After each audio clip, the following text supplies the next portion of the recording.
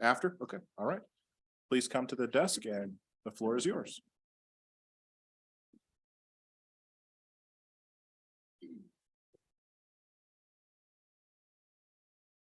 Thank you, Board of Trustees, for having us here this evening. As you mentioned, I'm Ashraf Sheikh, the Commission Chair for our Home Rule Charter Commission, and Brian O'Connor, the Commission Vice Chair. Can you speak louder, please? Adam, can you please check the volume on the microphones at the desk? I hear you breathing. So. Hello, test. There you go. That's Okay. much better. Thank you. Thanks. Sorry. So today we're just going to go over a presentation about our commission or our proposed charter. To start with, I wanted to talk about our commission members. These are the 9 commission members who made up the Home Rule Charter Commission. And we've been working pretty hard for the past almost 6 months to put together a charter for you and the town to look at and to vote on this coming November. I can point out down here, we have Sarah Cornelli, Candace Whitehouse, Lisa Cunningham, Adam Haid, Bob Broaddus, and Ben Hemphill. And Chelsea Campbell could not be here today, but she is hopefully joining us. Well, no, she's out of time zone. Here so she's on an amazing vacation. Yes. So hopefully she's not. So today, rather than read you out the text of the charter word for word, so as to keep us at a reasonable timeline, I wanted to just go over kind of a generic form of what we did, the mindset with which we approach this process, and some of the major changes that we are proposing as to what differs from how we currently do business as the town of Erie. And then also the transition from going from a statutory town to a home rule. This slide just lays out the list of the articles that are in the charter. It's kind of just to show you that we were fairly thorough in looking at various aspects of town governance and making sure we hit all of the big topics. And this is the entire text of the preamble that we all as a charter commission read and agreed to, and we unanimously approved to go into the charter. They're mostly the words of Ben Hemphill, so I would like to invite him up to read the text of the preamble.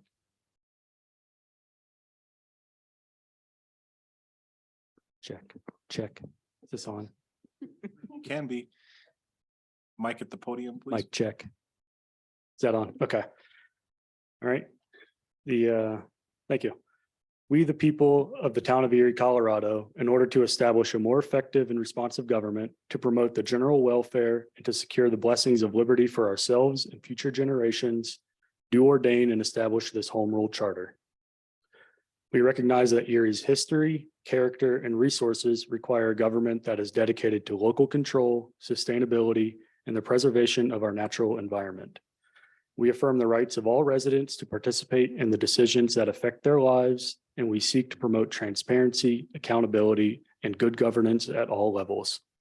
We pledge to uphold the principles of democracy, equity, and justice, and to foster a community that is inclusive, diverse, and welcoming to all. We value the contributions of our residents, businesses, and institutions, and we seek to promote economic growth and opportunity while preserving the quality of life that makes Erie a desirable place to live. In order to achieve these goals, we adopt this home rule charter as a framework for local governance, and we commit ourselves to its execution for the betterment of our community and the well-being of all people, of all who call Erie home. Thank you.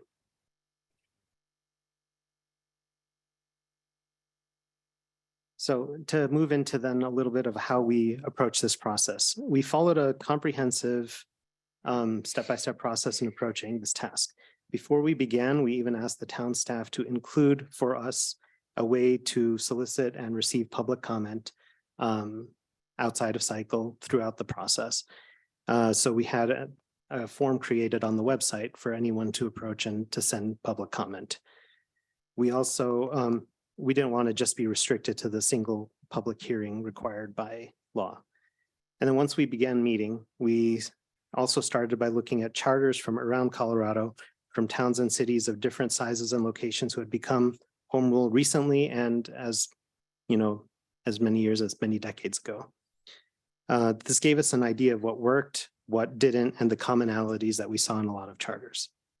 Once we had a good idea of what other charters looked like, we selected a generic charter and began going through and editing it, reviewing and editing it during our meetings every week. The commission as a whole was very good at doing our homework and doing research, independent research, so that meeting times were definitely more productive discussion of different options rather than everyone trying to learn as we went. And we had a good discussion every meeting of proposals and changes that we wanted to make. We met weekly and we discussed public comments we received over the course of the week and published any draft decisions we made to our website with the help of town staff, of course. We also held dedicated monthly public comment meetings where attendance was possible both virtually and in person. And each one of the commissioners also reached out individually to gather feedback from their own circles. During meetings, we went over every provision for legal, ideological, and feasibility review. And we also reviewed what we felt like for what we felt would benefit and support Erie grow as the years go. Every commissioner was actively encouraged to weigh in, so no one's voices were silenced or ignored. And most drafting decisions we made were made with unanimous approval of the commission. There were a few that came down to, that were more contentious, that came down to votes, and we went by majority vote for those. So the driving principles, aside from the preamble that Ben eloquently read a moment ago, we approached this looking to plan for the long-term future of Erie. We recognize that there's a lot of things going on right this moment that affect Erie, but we didn't want to be overly restrictive in how we wrote the charter so that we're stuck in trying to solve the problems of today, 10, 20 years from now. So we also began by what we felt was important to Erie from our own independent perspectives. What is important as to the residents and to the town of Erie?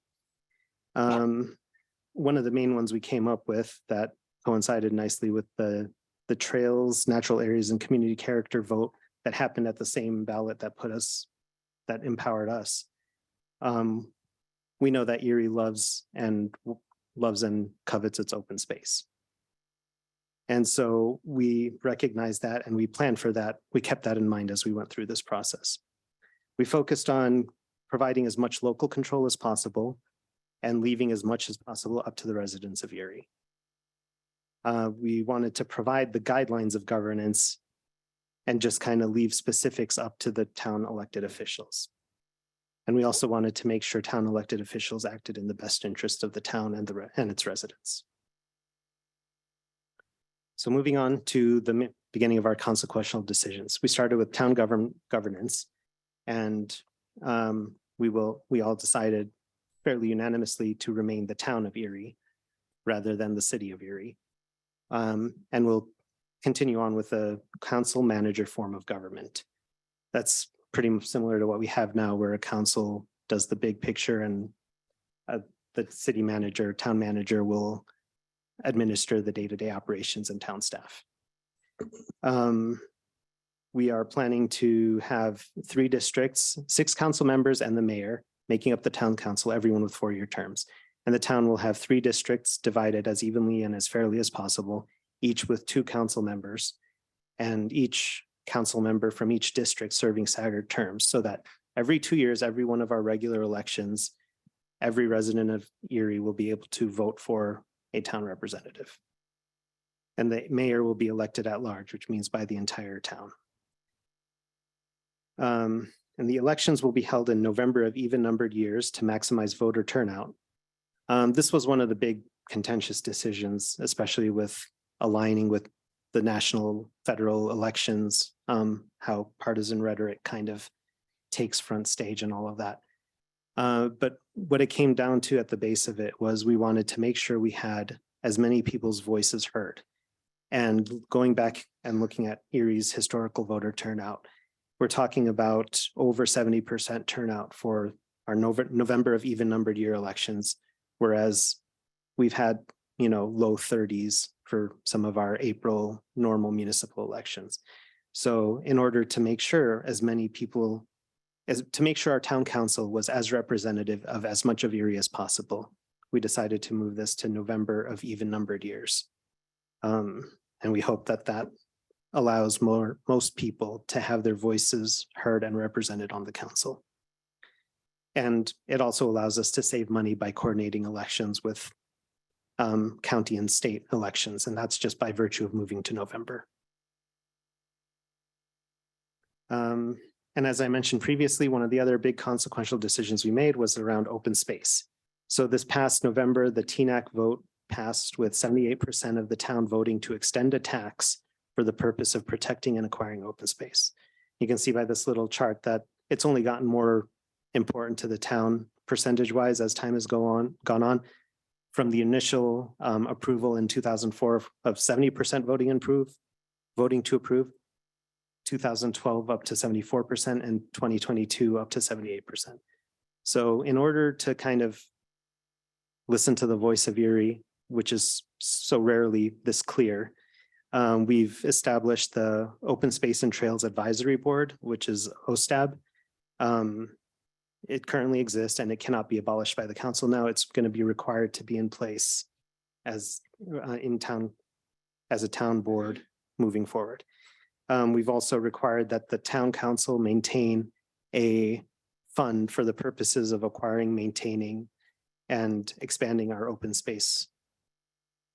Similar to this task is currently held by that TNAC fund, but even if since that fund expires at some point, this requires the town to maintain a similar fund once that expires or sunsets. We've also made it harder to politicize independent boards and commissions by making it a little bit harder to remove the members of those boards and commissions. And that's just to make sure that not every single decision that they make becomes an immediate get rid of the members of the board. Let's see, sorry, lost one. There we go. So to put in some guardrails to good governance as well, we have protected the independence of the municipal court. Currently, there's some interesting ways that the municipal court works, such as the budget is based on the police budget or subservient to the budget, I think, subservient to the police. So we've kind of independently made it so that the municipal court is required to have an operating budget guaranteed by the town. And we've also protected the municipal judge from retaliatory firings from the council based on if they make decisions that the council doesn't like. We have defined a process for filling vacancies on the council, as this has been something of a contentious point in recent years, as well as a while, further back in our past. So from now on, any filling of vacancies will be a result of a vote from residents, not necessarily a new vote, but as a result of a vote. We're requiring the town to maintain transparency requirements, even if CORA is repealed at the state level, because as we said earlier, transparency is an important part of, the residents having confidence in their town governance. And in that same vein, we're requiring that the town conduct and make public a yearly audit of town finances. I believe the town is already doing that, but this is just making it a requirement that it should continue to do that. And we also are requiring that the town maintain a code of ethics with enforcement mechanisms for violations of its provisions, as well as for violations of this charter. So we wanted to make sure any actual consequences had teeth.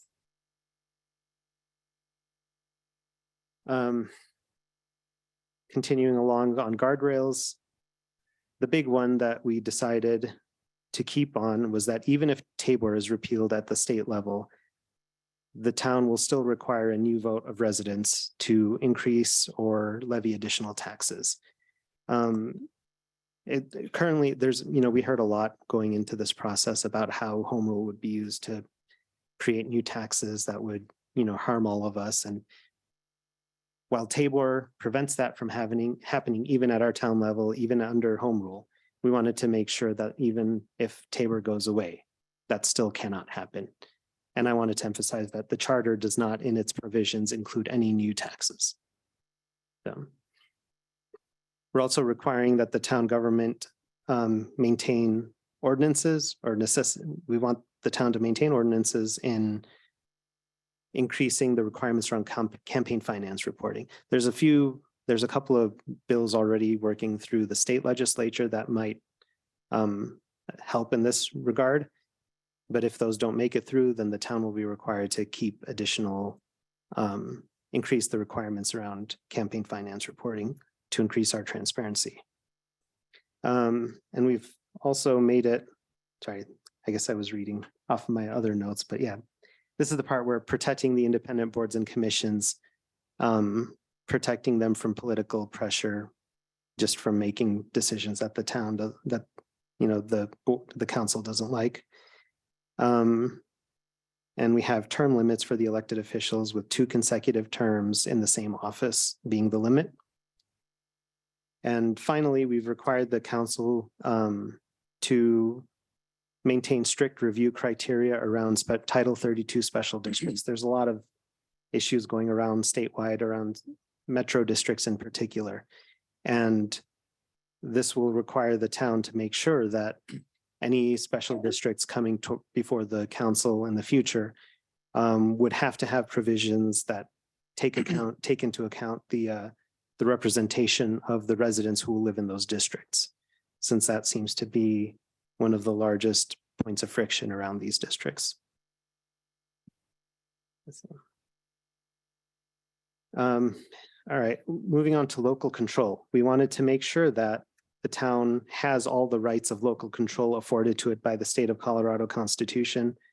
And currently, this will allow the town to exempt itself from any statewide provisions, statewide statutes that on matters of local and municipal control by passing local ordinances. So it doesn't automatically mean we have every power, but if we so choose to take that power, we'd pass an ordinance around that, and then we'd be able to govern ourselves in these local matters. And then we also allowed the town to set ordinance penalties and fines beyond the maximum currently set in state statute. And that's mainly just because some of the statutory limits for fairly large violations of, public safety are very low. So this allows the town to levy larger fines than those. And to leave things to the residents as much as possible, we are requiring that all new taxes will go to a resident vote to implement, which again, with Tabor in place is already a requirement, but it will continue to be the requirement even if that goes away. And filling vacancies in the council will always be a result of the resident vote. So we've created kind of a tiered method where if it's close enough to the previous election, the next runner-up will be automatically appointed. But if it's closer to an upcoming election, we'll just leave that position open until the next election can take place. And if there's somewhere in the middle, the period in the middle of those 2 years, it will go to a special election. So there will be no, it's always going to be left up to residents to choose their representatives. And then we also want to make sure we maintain the accessible rights to initiative, referendum, and recall based on the number of votes cast for the position being recalled. Since we're growing so fast, we figured the best metric was to just however many people voted for a position, base all the percentage of votes required for all of those initiative, referendum, and recall votes to be based on that number. And then one more thing on leaving it to the residents. We on the commission couldn't decide on the best way to handle council pay. We know it's kind of a political hot potato. No one wants to be seen increasing their own pay or voting for increased pay. So as we've written into the charter, first of all, I want to say current pay was pretty much unanimously agreed is very low for the amount of time worked that you all do. We've met with you independently and in a study session, to get an idea on what you do for this town. And we all unanimously agree that you guys are paid too little for what you do. But setting pay by ordinance, which you currently have the power to do and haven't done, I don't remember the last time that the council has set their own pay. It's not politically easy to do for various reasons. And so we settled on leaving it up to the residents. For this measure, we are leaving in the charter the current method of setting pay, which means set by ordinance by the council. And anytime pay is increased, it's not going to be put into place until those who voted for it are reelected or leave office. So it doesn't come into effect until after those who voted for it. And we are presenting a ballot question alongside this charter in the coming November election, where the pay will be set at a hard number. I believe we set at 1,200 for the mayor and 700 for the councilors. And then it'll be increased yearly on January using the CPI, that's the, Consumer Price Index, thank you, which is an area-wide price. It's a catch-all kind of metric for how the area is doing. And so that it rolls in things like inflation and median pay and all of that stuff. So yearly that pay would increase in January. But it would remove from the council the right to set their own pay. So it would become a hard number, increasing yearly, but the council would not be able to change their own pay. And so that kind of takes it out of the council's hands. There's no more political issue. And so that'll be presented as a ballot question as an immediate amendment to the charter alongside the charter in November.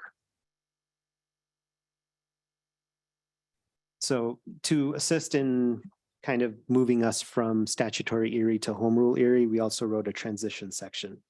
And so most of this section lays out pretty much that as things are done now, the laws and ordinances we have now, the boards and commissions we have now will carry over. And then the major changes though that, or kind of the way we handle this transition is that the provisions of the charter will become effective on the date of certification of the election approving it. So whenever, if this November, the residents of Erie vote to approve the charter, it'll become effective as soon as that election is certified. And then districts will have to be drawn by an independent commission in preparation for the November 2024 election. And so one of the big tasks for this council will be to facilitate that process and ensure that the districting happens.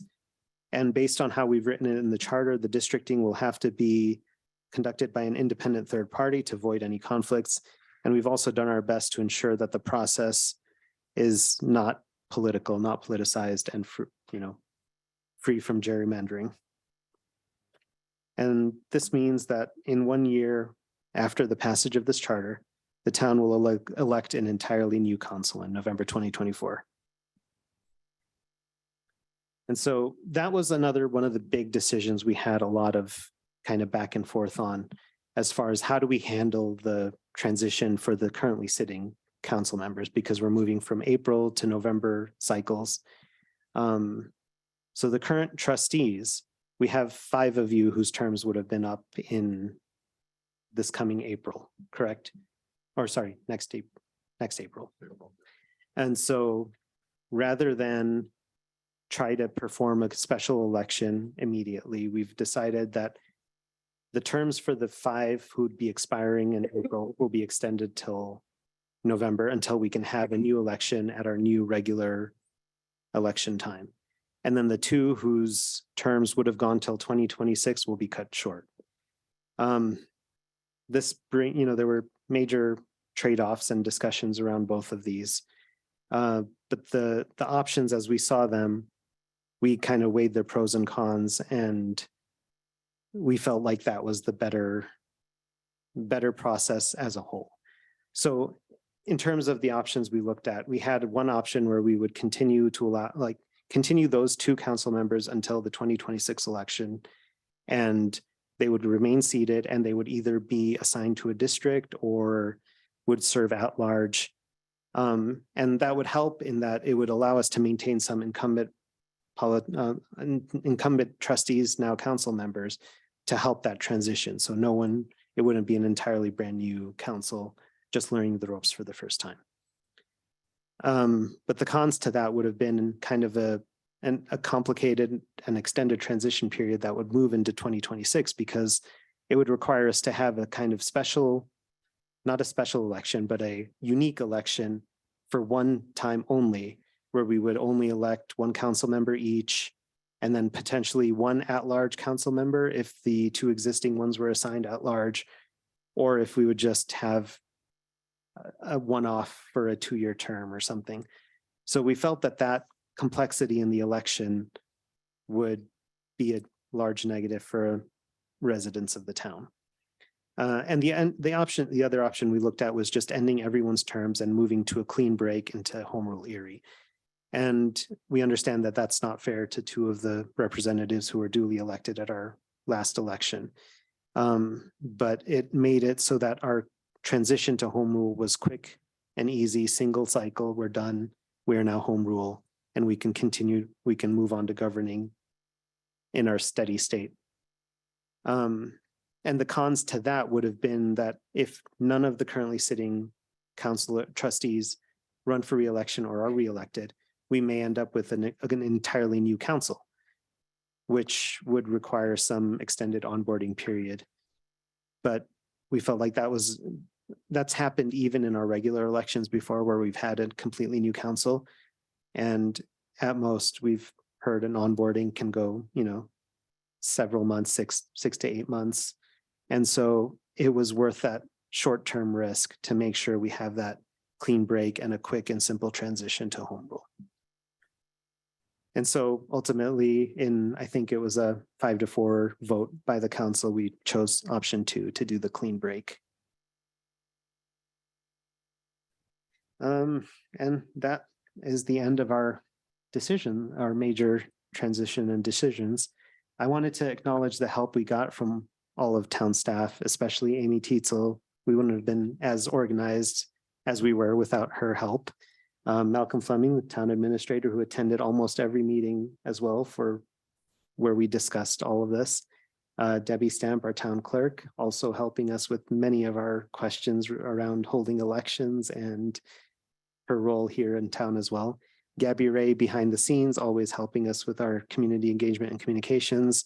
Most of our website and our open comment forums were her work. Hillary Graham, our attorney, you, the Board of Trustees, and all other town staff we had invited at various points to our meetings to answer questions and help educate us as we went through this process.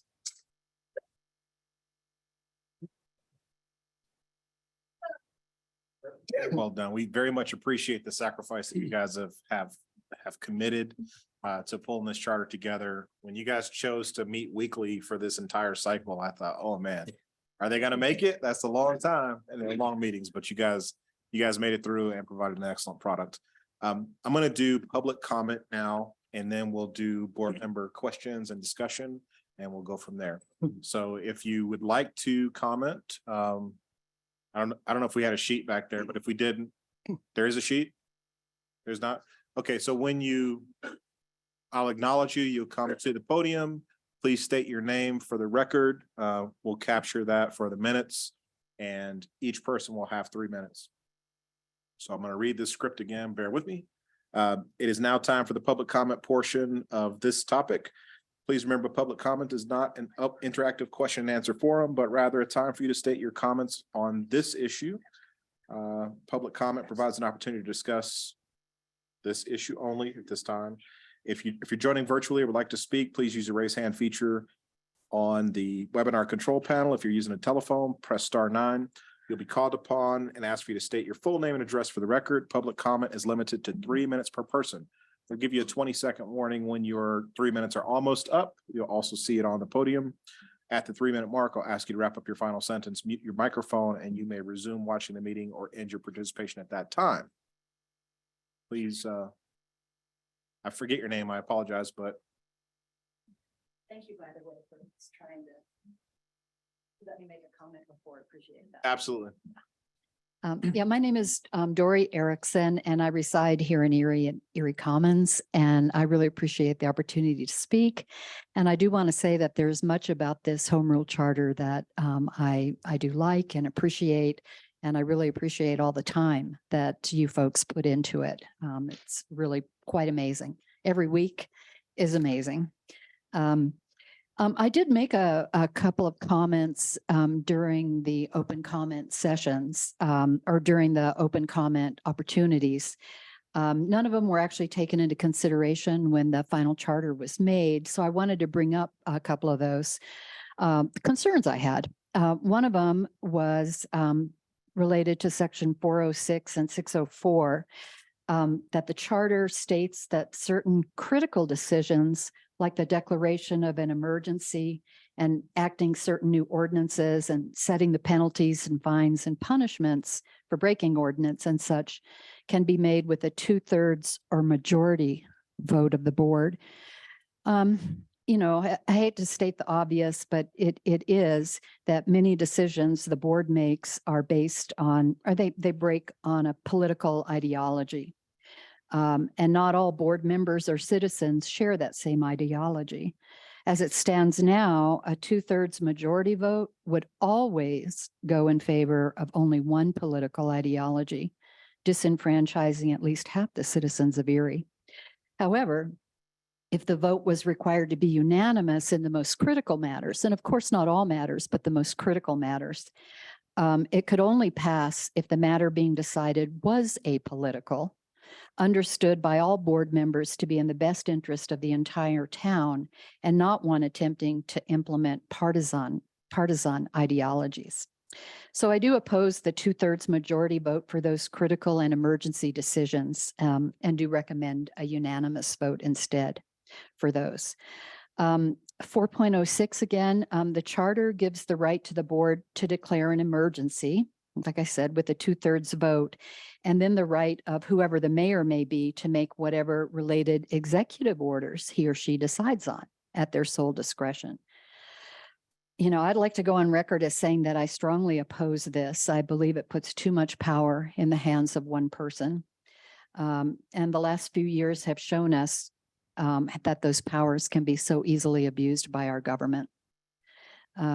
So I recommend that all items granting any kind of emergency powers or emergency ordinances to the town be struck from the charter altogether.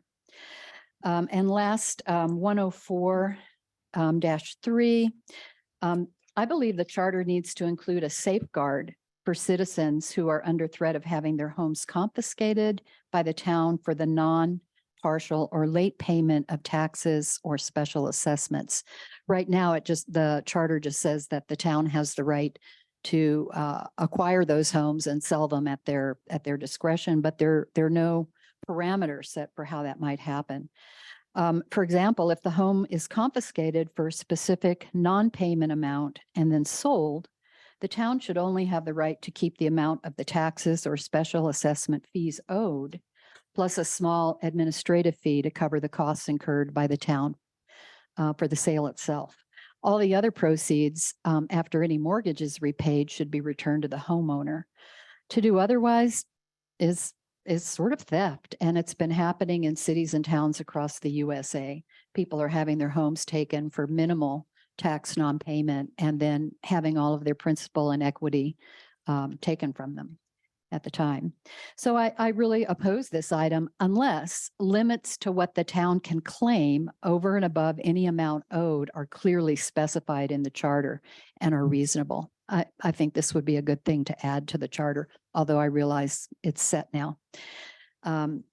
These are things I have that are very 20 seconds. troubling to me. So I did want to bring them up. And as I said, I did mention them during the course of when the draft charter was made available. And they weren't taken into consideration. So I just wanted to come up here and for the record state that I do oppose these parts of the charter. But again, thank you guys for your work. I really appreciate it. Okay, thanks. Thank you. Any other speakers?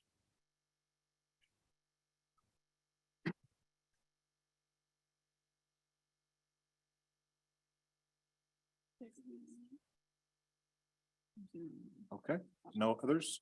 There's no other. So we'll move to the question, any online? Oh, No. okay, so we'll move on to the question and answer portion of the presentation. Let's see. Who would like to lead off? Trustee Bear, any questions? Sure. Thank you all so very much for your dedication. I really appreciate it. And thank you, staff. It was such a huge endeavor. And it's always amazing to me when you can go from zero to like this document. I'm really, truly so grateful for your commitment in presenting this to the town. I appreciate that you really sought to listen to each other and to engage residents. I feel like that makes a really strong document and just really appreciate it. I have a question about the election. So if it's a clean break and we start fresh, and so we'll have an election that everyone is elected to 4-year terms, but then after that, it's a staggered, how does that work? Yeah, so I forgot to mention for the first election, it would go for the way we have it written, anytime there are multiple candidates up for the same seat, the same position and with multiple open positions, the one coming in second place would receive a 2-year term. And then the one coming in first would get the 4-year term. And that would just be to maintain that staggered election. And so over the first year, that's how the election staggering would go. And one thing I forgot to mention for the 2 candidates, at least, who are the 2 trustees who would have their terms cut short, your terms, in general, the existing terms served count towards term limits, but your 2 would not because they were cut short. So you would not be subject to the initial term limits. Thank you. Trustee Harrison. Thank you very much. And I too echo the thanks and gratitude for meeting once a week. Getting us to meet once a week is a challenge sometimes, and we have lots going on. Hopefully you didn't meet until 1 o'clock in the morning, like we do sometimes. Barely. Or 12. But my question is in terms of to the resident's point in regard to 1.04 and rights and liabilities. Can you speak to what you found in terms of best practices out there in the state and what you looked at in terms of going through that process to come up with what you have there?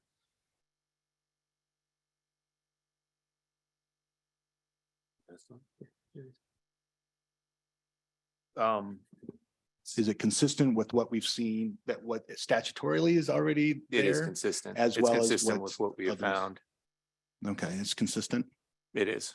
And I mean, areas like this can be also handled by ordinance. So not being brought up to this level, Mhm. it can be done through ordinance and changed through ordinance easier than it can be amended in the charter. Right. And I think one of the things the public comment mentioned was, at least in Colorado, how those homes have been being seized and things like that. And a lot of those, especially here, have been done by those special districts, which is why we created that provision later on in the charter, meant specifically to address the issues around special districts and, seizing homes based on delinquent fines.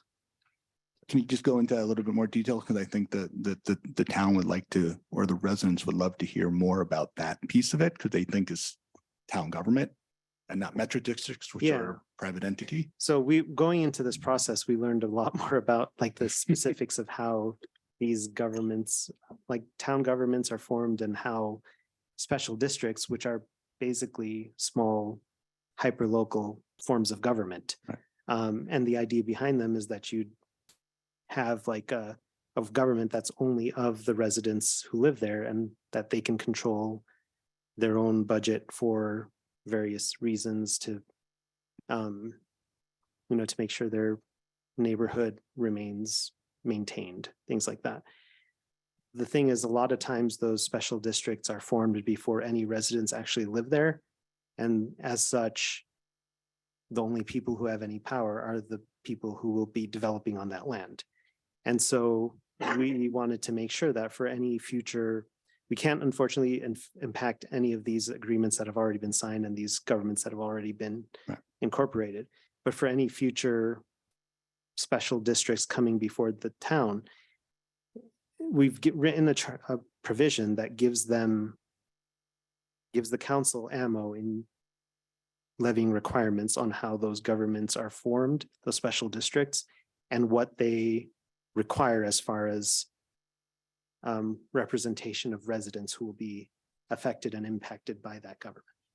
So in actuality, what we have here is actually more power for the residents, not less. Yeah, this 104.3 taken in combination with the provisions on the special districts, yes, it's more protective of residents. Okay, great. And that's my specific question in regard to that, which I think needed to be clarified, which I already knew the answer to, but I appreciate it. Number two, and just in general at the high level of the due diligence that you all did when you looked at everything and created this from a best practices perspective, what you looked at across the state, different home rule communities, best practices that you saw there. Can you speak a little to that at least a high level of how you went about that?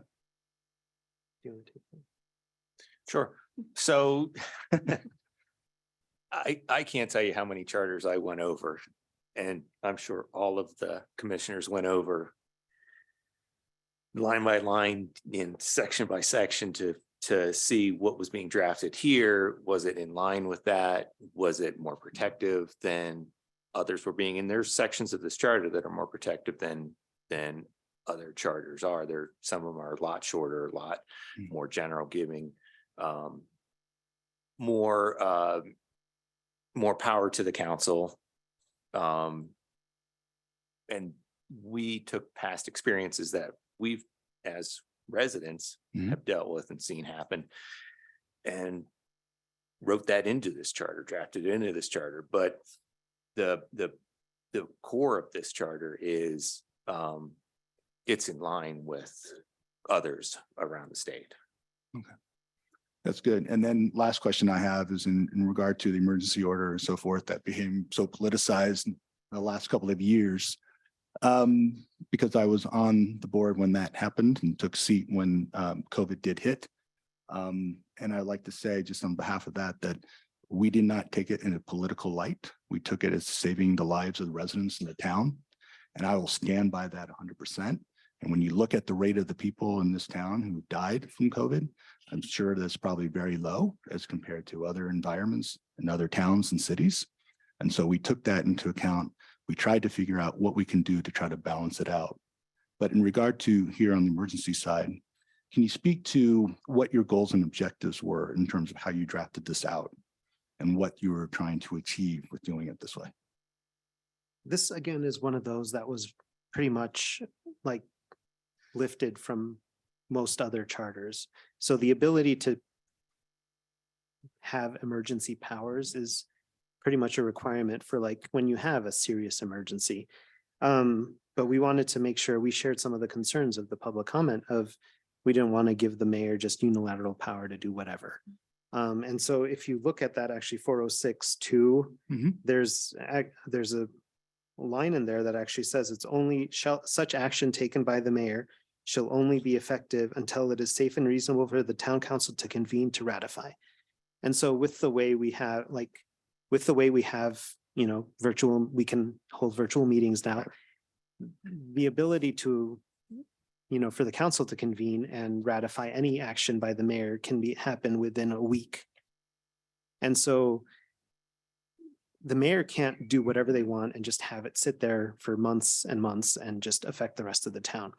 If the rest of the council does not agree, then that they would be able to convene and overturn that action in fairly short order. And so it's more just a power to address an immediate emergency. And as soon as the council can convene, then the normal processes would take over. So we understand and we shared the concerns with, emergency power overreach, because that can be a place with a big hole for, wanted to keep that under control as much as possible. And I thank you for that in regard to it. And I think the decisions that come from emergency is situations that do occur, most in light of what happened with Superior in the city and down there and with the fires that they had and those emergency orders that were put in place. we as a board take very seriously about getting counsel from our experts in terms of what is the risk, what are the costs, whatever, everything that is going on with that in terms of making the decision that we make. Sometimes it may be positive received or sometimes negative. But I take that seriously in terms of having the data and making sure that we do it correct, because ultimately I'm doing what I'm doing for the town. Also, I'm doing it to be very personal about wanting to do it, safeguard my wife, my daughter, our friends, our neighbors. So I appreciate the amount of due diligence you did in terms of this right here. So thank you. Thank you. No further questions. I'll continue to take comments from other trustees. I just want to point out we're 12 minutes behind our schedule. So please try to be a little more concise with our comments or questions or both. No questions. I'll be very concise. Thank you so much. Thank you. Okay, Trustee Bell. Thank you. Yeah, again, thank you all for doing this. It was a huge sacrifice of time, and I know some of you are raising children and stuff, so that this is certainly appreciated. Just have two quick questions on this. First, with regard to the OSTAB board and allowing that to kind of be a permanently established board. So I think OSTAB tends to be one of the safer boards, and we always seem to fill that one. That's one that's very popular. So I can't imagine this happening, but occasionally with some boards, we have trouble finding people to serve on there. We can obviously make appointments, but you get scheduling things, and some of our boards struggle with quorums. Is there any allotment in here if we had, and I'm just kind of throwing things out here, but I'm just thinking of a situation where we might, I could see where we could maybe merge like the tree board and open space, because there might be some, some crossover there that maybe we could get more people.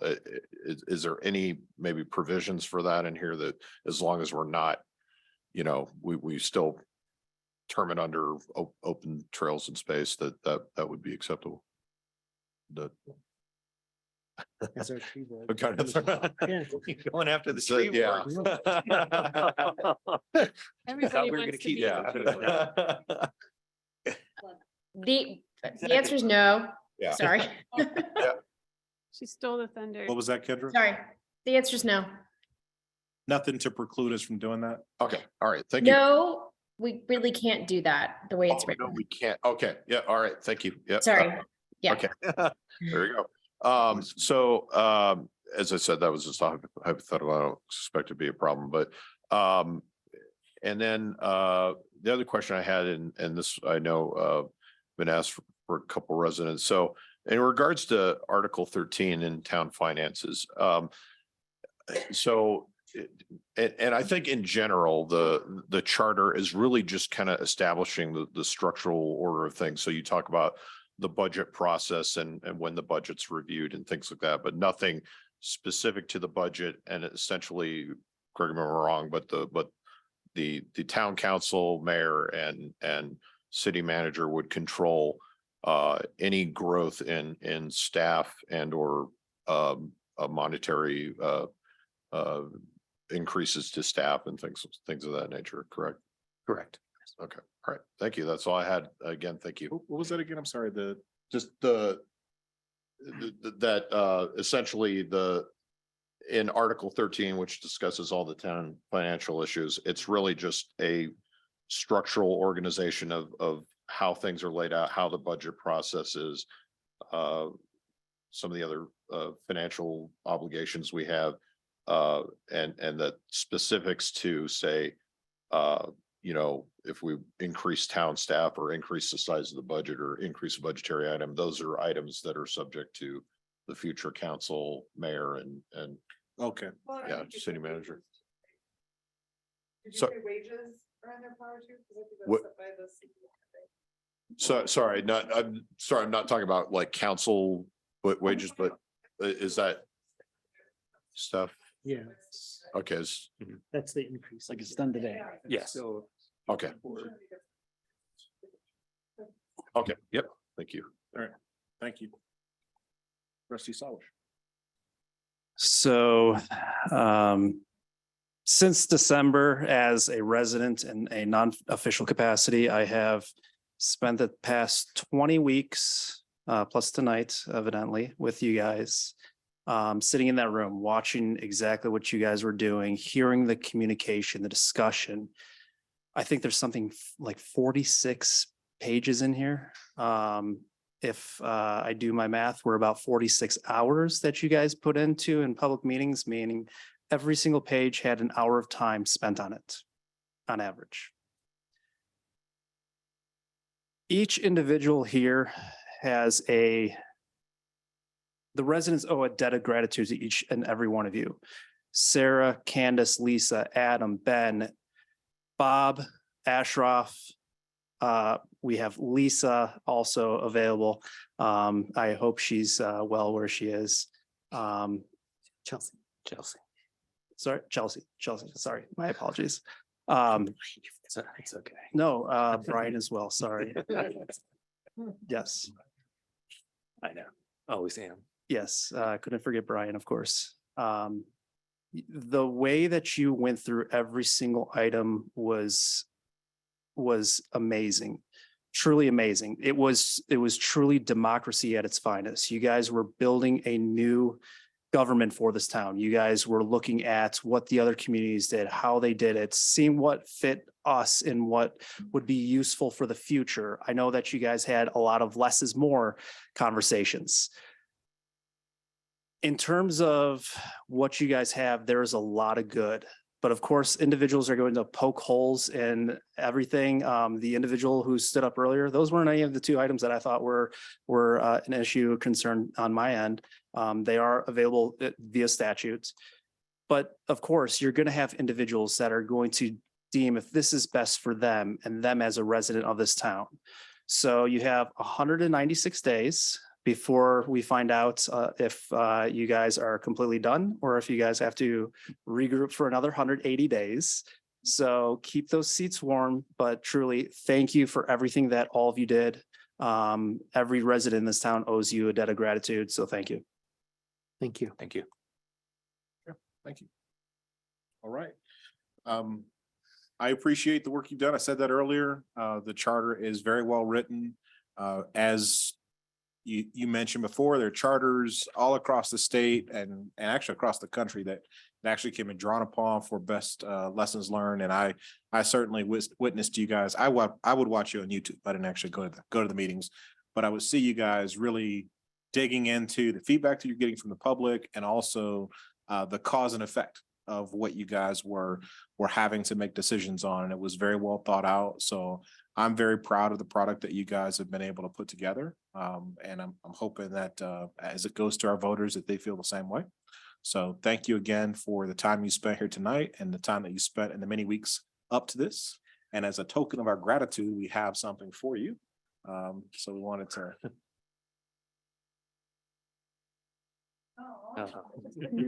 We wanted to share our we have some goodies for you and our new Engage Erie satchels that are compostable, by the way. So it's for the sustainability folks who are listening in, they're compostable bags.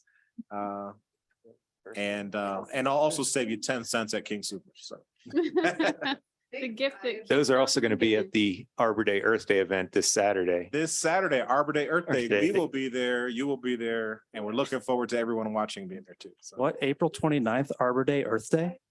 I'm sorry. Arbor Day, Earth Day, April 29th, what? And Oh, from 10 a.m. to 1 p.m. at the Erie Community Park. yeah. Okay, Arbor Day, Earth Day, April 29th at the ECC, got it. Where you been? By the basketball courts. Mayor, if I may, can we just Standing take a ovation. moment and Yeah. appreciate that? Yes.